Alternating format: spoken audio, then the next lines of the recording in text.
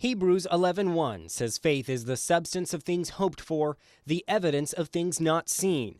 On the 25th Sunday of Ordinary Time, referring to the Christian calendar, Bishop Frank Duane entered the church to speak to the assembled faithful on the Gospel of Mark, teachings on the life of Jesus, a life Bishop Duane hopes will inspire. What was the state of the diocese when you got here?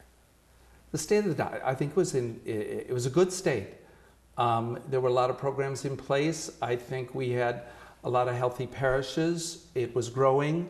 In 2006, with the retirement of Bishop John Nevins, Frank Duane received his orders from the Vatican and came to Venice. He chose for his motto, justice, peace, joy. How has the diocese declined? You know, I know people like to go there, and recently there was another news story that was kind of following it. We've grown. We haven't declined. While numbers are up, there have been issues. In recent years, those in church leadership have been accused of abuse, and Pope Francis has responded. This past June, the Holy Father accepted the resignation of the Archbishop of St. Paul in Minneapolis for failing to protect children from a pedophile priest. What kind of issues have we seen here? We have seen abuse issues. Most are issues that have taken place years ago and came up. There have been much fewer since I'm here, but that's only due to the reporting and due to the kind of a time factor of when those cases were called in. When was the most recent case? Well, we've had, whenever it's been happened, we report it. There was one down in the Fort Myers area, the most recent. What happened? It was a situation where a student claimed that a layman, who wasn't clergy, a layman who was working in the parish, he felt threatened by him. The bishop then told us it's an ongoing lawsuit, and he could not discuss it any further.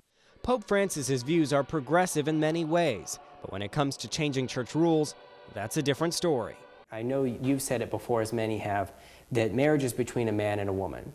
And Pope Francis kind of famously said, if someone is gay and searches for the Lord, who am I to judge? Do you disagree? Do you agree? What did we hear from the Holy Father that day?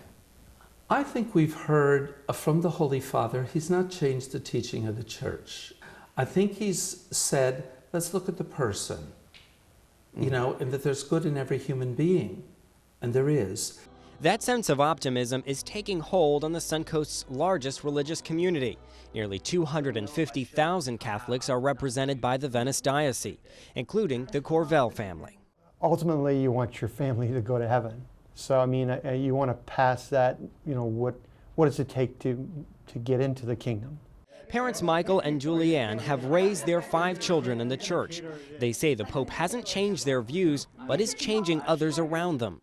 He seems to be a very loving man, and they always say, you know, actions speak louder than words, and I don't know Spanish very well, but you can see his actions. Even the teenagers in the family say their faith is the most important thing they have. Faith helps me step back and have a wider frame of view in life. I think Pope Francis has given a whole resurgence of confidence in the church. And that confidence is from both internally and from outside. How has he impacted the diocese here? You know, I think that's called the Francis effect. We read about it everywhere. Is there one? Is there not one? What's going on? When you're standing up at the pulpit and you're given a homily and you're talking to people, or even when you're counseling with people, how has he changed the way that you communicate? I think our Holy Father, Pope Francis, has put very much a human face on the dilemmas that people have to face. Francis is straightforward in many languages, so what might his message be to the American people? I think he'd be fairly direct. You know, if we look when he has spoken to, if you want to say, ruling bodies, whether it was in Europe or other parts of the world, he's very succinct in what he's talking there. It's not misunderstood. What is also not misunderstood is the impact this man has had on the church, both around the country and here on the Suncoast. At Mass on Sunday, the faithful prayed for the Holy Father and sang "Let Us Ever Glory" in the cross of Christ, our salvation and hope. The motto, justice, peace, and joy, it seems, has never been stronger. And I think he is and strives to be a peacemaker. So I'm glad to have that in my motto also, and let that be part of our work here in the Diocese of Venice.